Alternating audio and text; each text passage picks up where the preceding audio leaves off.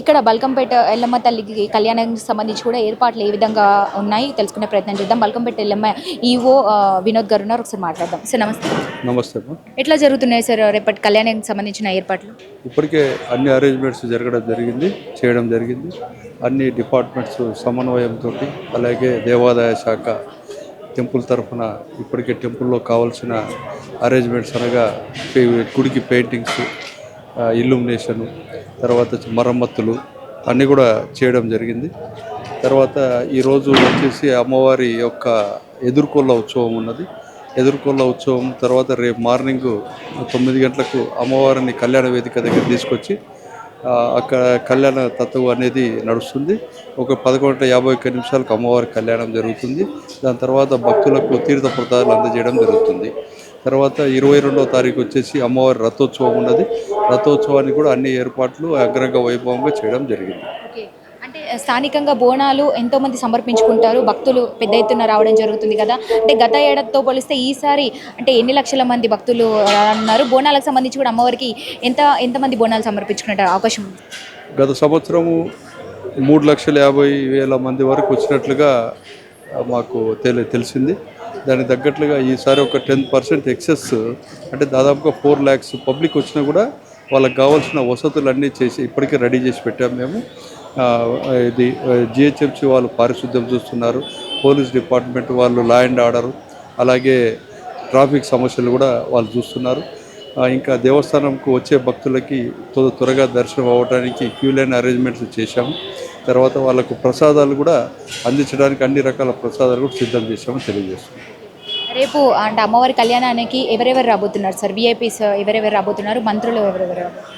ప్రభుత్వం తరఫున గౌరవ దేవాదాయ శాఖ మంత్రి వర్యులు కొండా సురేఖ గారు, గౌరవ ట్రాన్స్పోర్ట్ మినిస్టర్ పొన్నం ప్రభాకర్ గారు అమ్మవారికి పట్టు వస్త్రాలు సమర్పిస్తారు.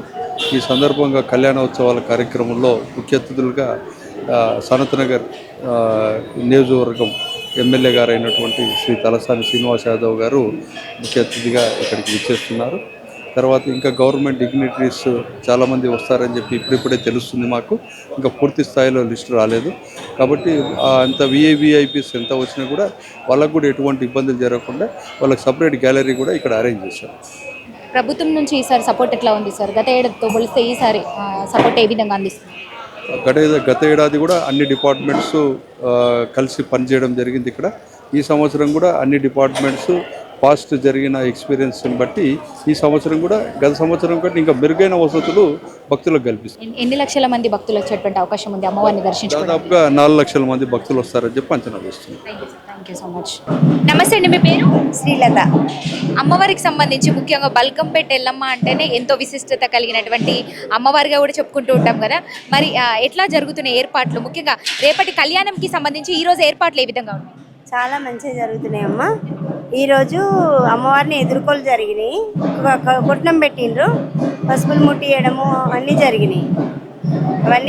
ఈరోజు రేపు అమ్మవారి కళ్యాణం జరుగుతుంది. ఎట్లా ఉన్నాయి ఏర్పాట్లు? ఎట్లా ఉన్నాయి? చాలా బాగున్నాయండి. ఇడికి సేవకి రావడం చాలా మా అదృష్టంగా అనుకుంటున్నాము. ఈ అమ్మవారి అవకాశం కల్పించినందుకు ధన్యవాదాలు తెలియజేసుకుంటున్నాం అమ్మవారికి. అమ్మవారి అన్ని విశేషాలు చూస్తున్నాము.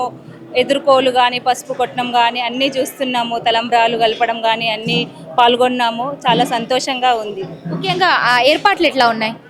చాలా బాగా చేస్తున్నారండి. చాలా పగడ్బందీగా చాలా బాగా చేస్తున్నారు. అసలు ఎలాంటి పొరపాటు లేకుండా బాగా చేస్తున్నారు. వసతులు ఎట్లా ఉన్నాయి? అంటే ఆలయానికి సంబంధించినటువంటి వసతులు ఎట్లా కల్పించారు?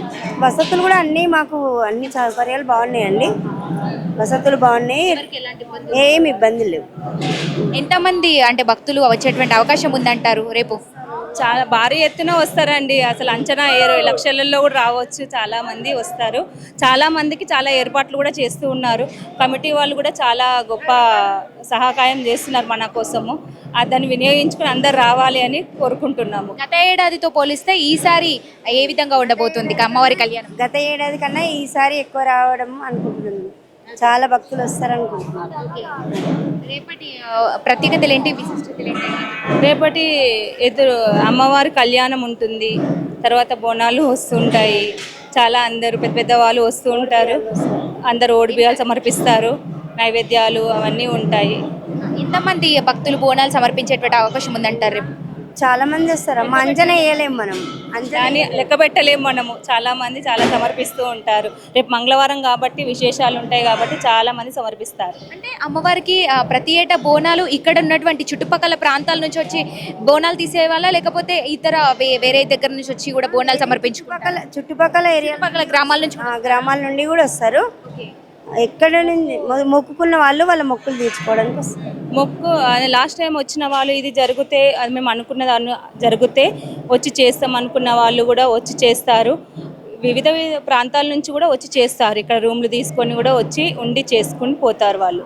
ఇక్కడ వాళ్ళు అంటే ఇక్కడ అంటే వివిధ గ్రామాల నుంచి వచ్చి ఇక్కడ ఉండడానికి ఉండి బోనాలు సమర్పించుకునే వాళ్ళకి కావచ్చు, అక్కడ వేరే దగ్గర నుంచి వచ్చేటువంటి భక్తులకి ఇక్కడ సౌకర్యాలు ఎట్లాంటి ఇబ్బందులు లేకుండా ఉన్నాయంటారా? ఉండొచ్చా అట్లా? ఉండొచ్చండి, చాలా బాగున్నాయి. రూమ్స్ కూడా వసతి సదుపాయాలు కూడా చాలా బాగున్నాయి. అందరికి ఎలాంటి లోటు లేకుండా చేస్తున్నారు ఆలయ కమిటీ వాళ్ళు. వాళ్ళకు ధన్యవాదాలు.